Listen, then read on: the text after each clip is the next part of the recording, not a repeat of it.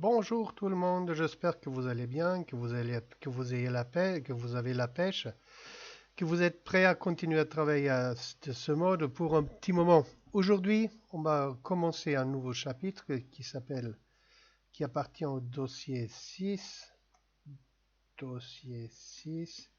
leçon 3, qui s'appelle Vivre ses rêves.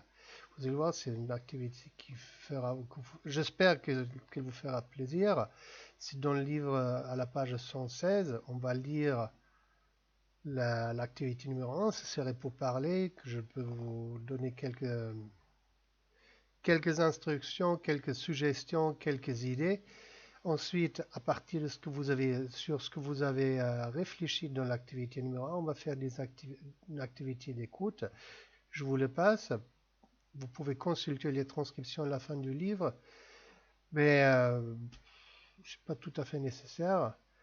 Et à la fin, on va lire un article et réfléchir par écrit sur cet article. D'accord? Alors, ceci, c'est la page. Je vais faire un peu plus grand. Regardez les couvertures et faites des hypothèses. De quel type de livre s'agit-il? Des romans d'aventure, un essai de philosophie, un récit de voyage, un livre d'art. Ce sont deux livres différents. Quel est le point commun entre les deux livres? C'est Nicolas Bouvier, c'est l'auteur ici. Je crois que ça, ici, c'était Frédéric Leclou. Là, c'est probablement plutôt un livre de photographie. L'usure du monde, l'usage du monde, il y a des points de convergence dans les deux. L'usure, quand on abuse du monde, l'usage du monde, quand on utilise le monde, qu'est-ce qu'on fait dans le monde. Puis là, vous voyez peut-être des corrélations avec notre région. Il y a un petit peu le Sancho Panza, un petit peu Don Quichotte, altéré, aliéné, changé. Alors, qu'est-ce que vous pensez? Que ça va être un livre d'art, peut-être celui-là, un essai de philosophie? À partir du titre, ça pourrait être possible. Un récit de voyage, si vous voyez les paysages, ça pourrait être l'Espagne, le Maroc, ça pourrait être ailleurs, mais ce serait à découvrir. Peut-être serait-il un roman d'aventure, on ne sait pas. Mais, bien sûr, on va apprendre des choses là-dessus, c'est pour ça qu'on est là. Alors écoutez cet extrait de la radio avec l'auteur Frédéric Leclou, confirmez vos hypothèses et précisez le lien entre les deux livres. Je ne vous dis plus rien. Dossier 6. Leçon 3. Vivre ses rêves. Activités 2 et 3. Heureux qui, comme Frédéric Leclou, a fait un beau voyage, un voyage très particulier, on va le voir. Vous êtes photographe à l'agence Vue, vous publiez L'usure du monde aux éditions Le Bec en l'air, livre à la fois de textes et de photos. Vous avez emprunté les traces, 50 ans après, du plus célèbre des écrivains voyageurs, Nicolas Bouvier, dont le livre L'usage du monde est quasiment une sorte de bible pour les amoureux du voyage.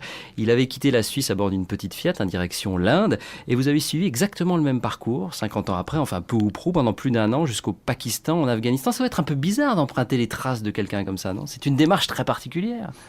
Mais précisément, le mot trace, on l'a refusé. Je dis on, c'est mon épouse et moi-même quand on a parlé de ce voyage. En famille, on est parti en famille avec notre petite fille qui avait 3 ans à l'époque. Ce mot trace, c'est pas du tout ça qu'on voulait. On a décrété d'emblée qu'elles n'existaient plus, que c'était inutile d'aller les chercher. Et ce qu'on a cherché surtout, c'est à retrouver l'émotion que le livre de Nicolas Bouvier nous a transmise et à essayer d'aller la rechercher sur cette route. Mais on aurait aussi tout à fait pu la chercher en bas de chez nous. Il y avait juste que j'avais envie depuis tout petit de faire la route de l'Inde en voiture.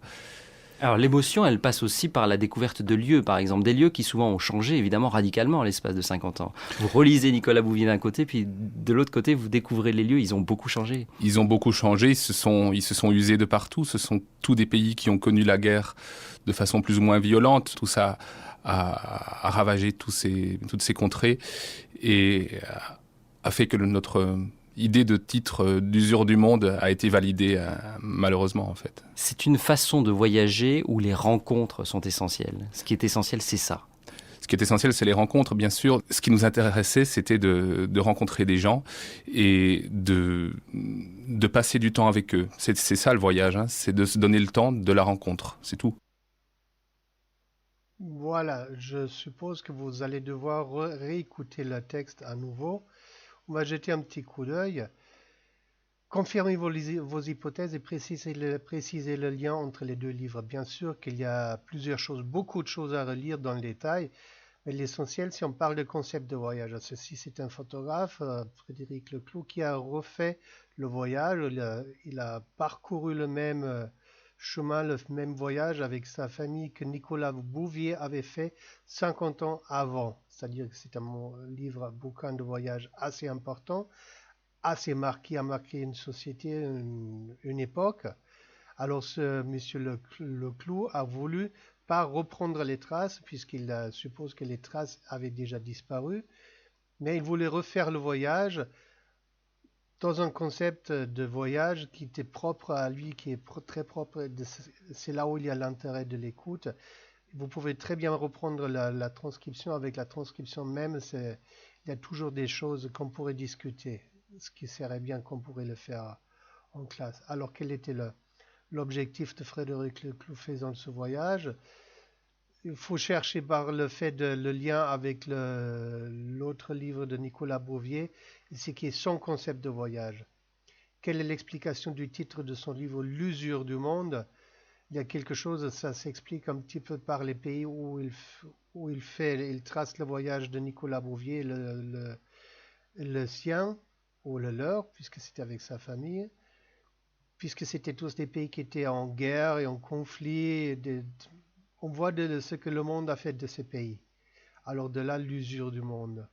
Qu'est-ce qui est le primordial dans le voyage pour Frédéric Leclou? Justifiez votre réponse, c'est à vous de le faire, bien sûr.